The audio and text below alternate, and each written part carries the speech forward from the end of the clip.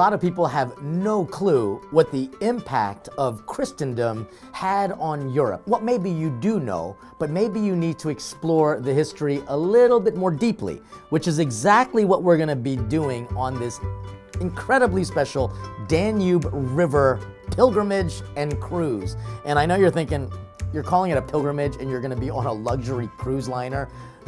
Yeah, I'll admit it's an interesting way to experience a pilgrimage, but technically it's the only way you're going to experience about 5 countries in these limited number of days, because we're going to be traveling along the Danube River to places that I have actually visited myself in the past, have been incredibly inspired by the faith, met some amazing people, and of course had incredible food, incredible cuisine, and all of that with an experience of spirit, with this spirituality, where even though we're going to be encountering people of different faiths and different backgrounds and different cultures, you're going to see that we've got one thing in common.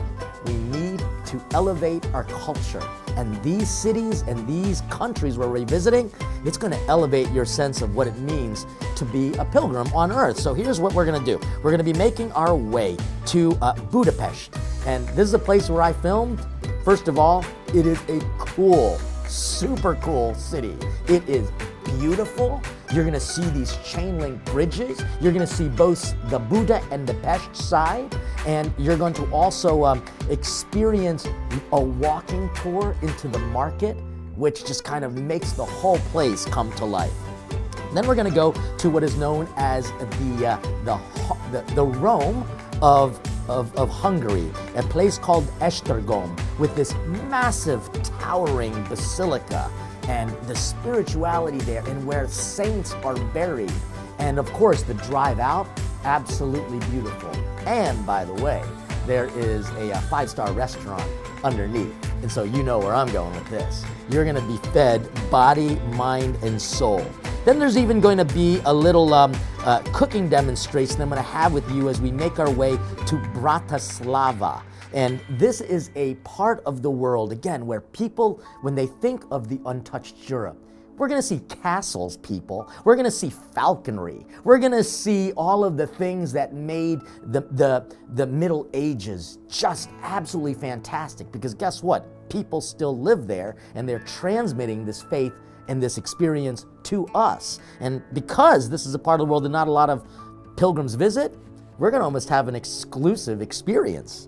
We're also going to experience a place that is so dear to me, Vienna. It's the place and the stuff of the Sound of Music. I might even make for you little outfits made out of curtains. No, I'm not going to do that. But we are going to experience why Vienna is just this capital city with these massive churches, and how the Habsburg and the royal family made this city a walking monument to faith and to history and to beauty and culture. And let's not forget, again, amazing food. We're going to be taking a little trip to the Wachau Valley and the Melk Abbey. And here, we're going to even have the option to not just glide along the Danube River, we're even going to take some bikes. And if you want to join me on a little bike trip, beautiful, simple, but you get a chance to see these little towns on bike, where we're going to meet up with the ship and any of the pilgrims and the passengers that didn't go on the bike trip. But it's just one of these unique experiences where, like I tell people, if you want to learn how to swim, you got to get in the water. If you want to experience a country, then you can either float on the water or you can bike alongside of it, because we need to get our experiences integrated with the tangibilities of it all. Food, faith, friends, and a bike trip. It's pretty awesome, actually. And again, not a lot of people do something like that. We'll be making our way to Salzburg and experiencing the classics, where a lot of our classic musicians came from. And a lot of people ask, what does that have to do with religion and faith? It has a lot to do with it. And why? Because they wrote these masterpieces to be performed and to be presented for religious experiences. And that's why true classical music kind of elevates your spirit. And if you don't like classical music, I bet you by the end of this, you're going to have a deeper appreciation of it all. We're actually going to be taking a stop into the city of Pope Benedict, Regensburg, with these massive cathedrals that when you walk in, you're just absolutely inspired.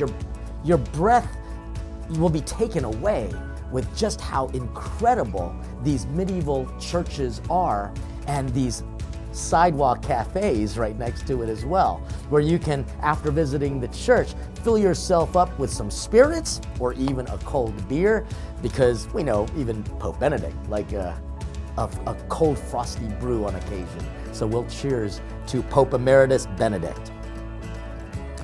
We're going to be ending our trip, if you want to even continue, even have more opportunities, but we're going to be making our way to Prague.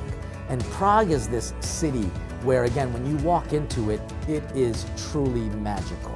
The buildings, they kind of look like Harry Potter, but with a lot more lights, so it's not scary in any way. So when you walk along these cobblestones and you can literally smell the crepes and the sausages that are grilling, and then of course you're gonna see a lot of brew houses there where you can just wash it down with a cold drink or an incredibly savory glass of wine. You're gonna be filled with just so much gratitude that a pilgrim experience is really an opportunity to find God.